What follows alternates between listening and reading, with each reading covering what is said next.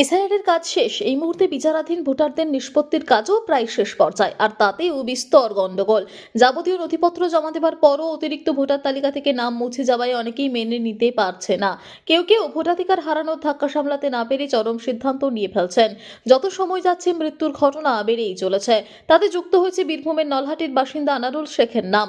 অভিযোগ, অতিরিক্ত ভোটার তালিকায় নিজের নাম মুছে যেতে দেখে আর নিজেকে সামলাতে পারেননি। পরিবারের অভিযোগ, বিষ খেয়ে আত্মহত্যা করেছেন তিনি। আনারুলের মৃত্যুতে ক্ষোভে ফুঁসছেন গ্রামবাসীরা। অভিযোগ, এসআইআরের নামে সঠিক ঝাড়াই বাছাই ছাড়াই নাম বাদ দিচ্ছে নির্বাচন কমিশন। এমনটা চলতে থাকতে তারা ভোট বয়কট করবেন বলে হুঁশিয়ারি দেন।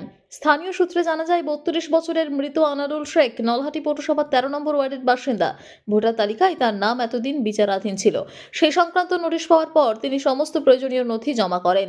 নির্বাচন কমিশনের নির্দেশ মেনে আনারুল শেখ আপিল করতে রামপুরহাট মহকুমা অফিসে যান, কিন্তু সেখানে প্রয়োজনীয় নথি জমা দিতে না পারায় মানসিক চাপে ভেঙে পড়েন বলে অভিযোগ জানাচ্ছেন সদস্যরা। তাদের অভিযোগ, বাড়ি ফিরে বিষ খেয়ে আত্মঘাতী হয়েছেন আনারুল। ঘটনার সঙ্গে তড়িঘড়ি তাকে নলহাটির প্রাথমিক স্বাস্থ্য কেন্দ্রে নিয়ে যান। সেখানে চিকিৎসকরা তাকে অন্যত্র স্থানান্তরিত করেন, কিন্তু হাসপাতালে নিয়ে যাওয়ার সময় আনারুল শেখের পথেই মৃত্যু হয়।